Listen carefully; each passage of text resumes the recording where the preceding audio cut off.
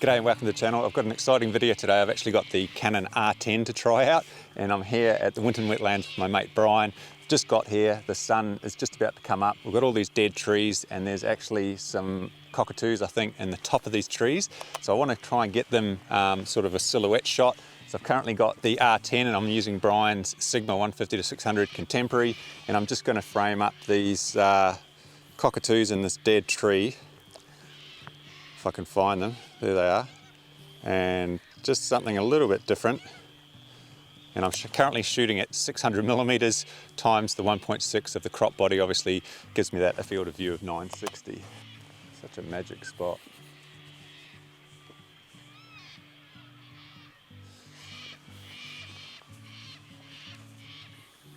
So this location is just amazing for landscapes as well. There's a group of landscape photographers taking photos further down because we've got all these trees, we've got the mist, we've got the beautiful light. It really is a wonderful spot. So if you're ever in Victoria and you want a session, come to the Winton Wetlands.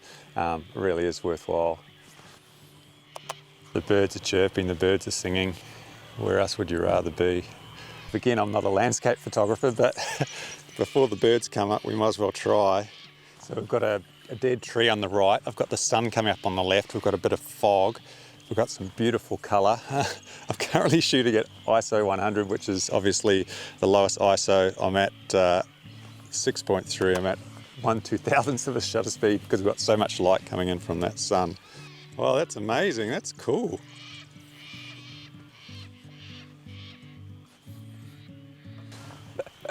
Maybe I should take up landscape photography.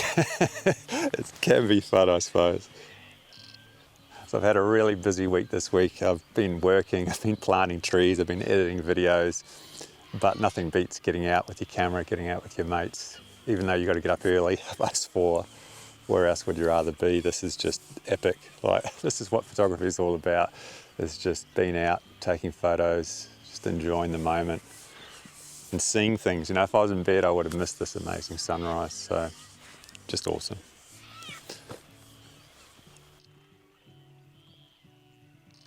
I could hear some kangaroos jumping into the water, and there were a couple of kangaroos fighting and they were sort of backlit. They're a bit too far away and the grass was in front. I'm not sure if I got a shot or not, but they were having a bit of a fight, which is pretty cool. But we'll see if they came out or not. So I thought I'd just quickly show you Brian's setup for landscapes. He's got a, what is this, a 1DX Mark II and a 500 f4, so awesome landscape kit. Bit heavy, Brian, but and it's on a beanbag here on the car for a bit of support. So obviously if you don't have your tripod handy, you can just have a setup like this, which seems to work pretty well. That's for sure. All right, well, we just finished up here. We're just going to head down to where some water is, see if we can get some water birds if they're there, and just see what happens. So let's go.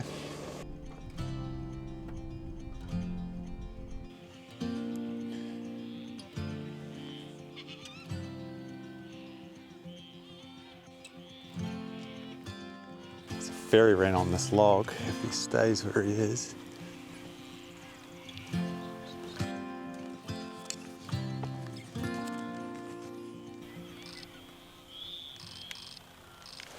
I need to be a bit higher if I can. Might be better over on this higher, slightly higher.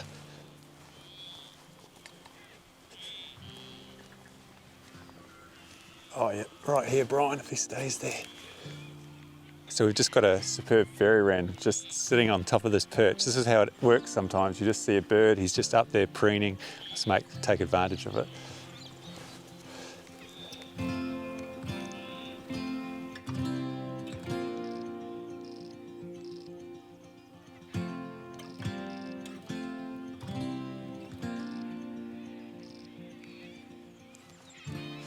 So I've got a few shots. I'm just going to push my luck and get a tiny bit closer. Did you get some shots, Brian? Yeah.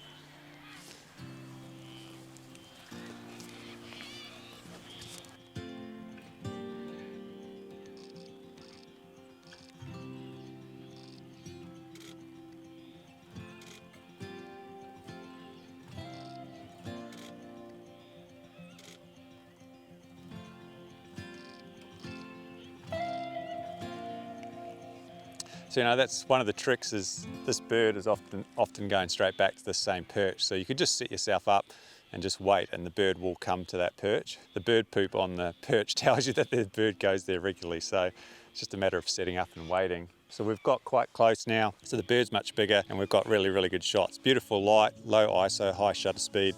Doesn't really get any better than this. Oh, he's giving us plenty of poses.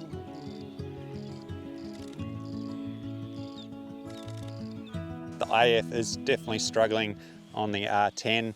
It's just going in and out of focus for some reason. It's pulsing, which is a bit of a bummer.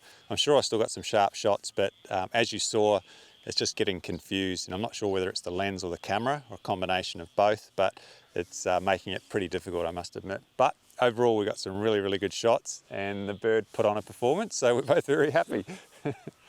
It's just a matter of taking, you know, all the different poses, do you know what I mean? As he's turning around and waiting, and he's giving you all those different poses. So, well, I might just change lenses quickly. I'll put the 100-400 on. All right, so we're having so much fun with this Fairy-wren. I've actually chucked the RF 100-400 and the 1.4 converter on the R10. I just want to see whether the autofocus on this struggles as much as I did on the Sigma. Hopefully the bird will come back. Brian's actually gone and swapped his 1DX2 for his 5DS. Oh, it's back. Better get back to it.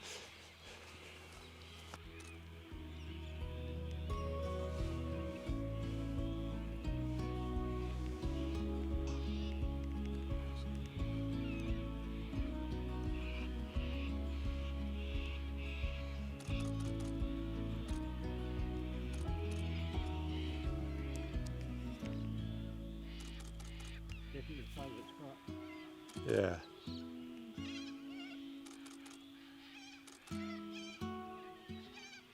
Oh, no, he loves going back there, doesn't he? He does, yeah. Oh, there's quail, Brian. There's quail on the ground. I think it was a brown quail. There he is. See him? There are. There's like 6 or 7 of them. Not the best shots in the world, but it's pretty cool to see them. Well, that was pretty cool. Is it?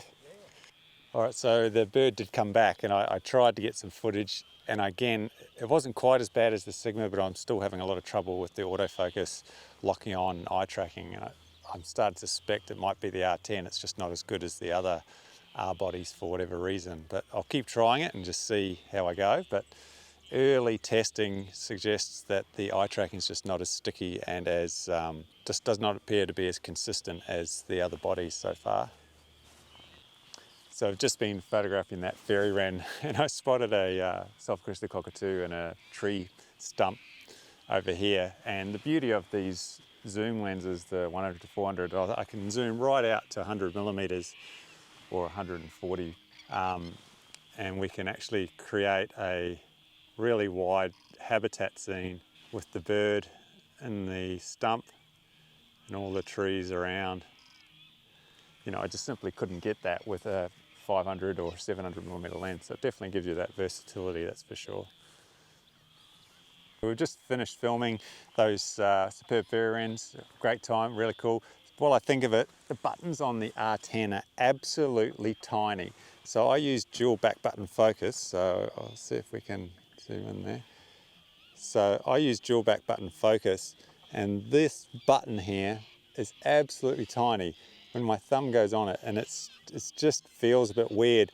These buttons are just so small. I'm used to much bigger buttons, so you know, that's something that I'm just taking a bit of getting used to. But the camera is just so small, it's absolutely tiny, and you know, just getting your fingers used to everything and getting around where they need to go is a bit of a challenge. But yeah, I sort of wish this AF on button was a proper size.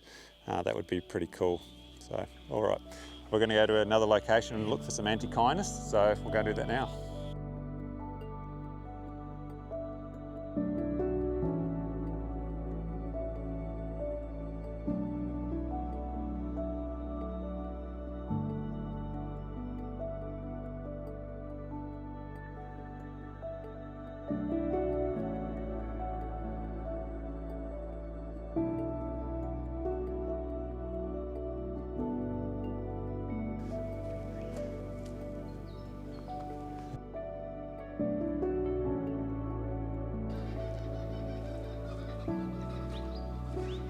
kookaburras letting us know about it.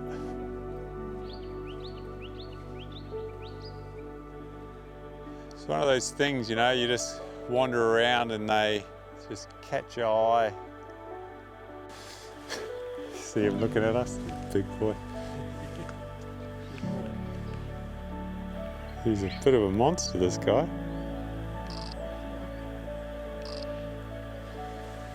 Might walk down and see.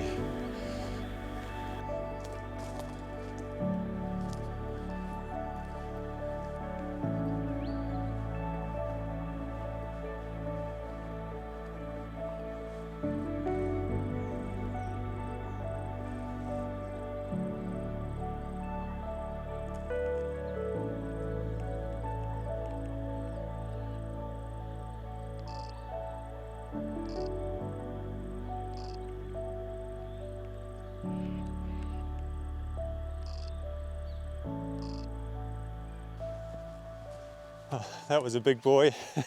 That was a big male kangaroo. I walked down to get a better angle and improve the sun angle. Got a bit closer, got a few shots. Pretty cool.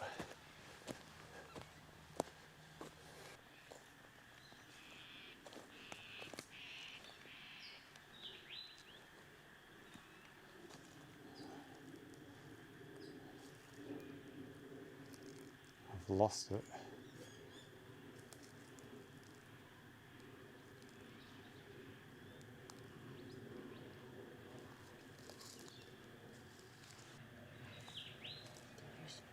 In the fork of that branch.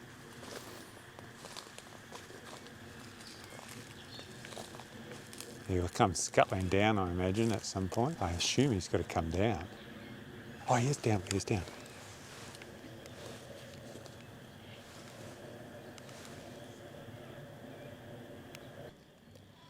So, yeah, he's down the bottom of the, at the very bottom of the trunk.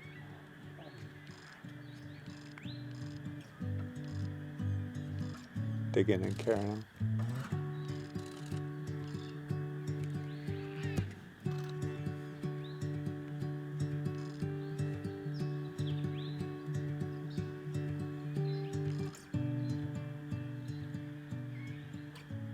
All right, so Brian brought me to this little patch of bush where he's seen some yellow-footed Antechinus recently and got some absolutely cracking shots. So we've been walking around trying to find the really, really small, like a little mouse, but they're native to Australia.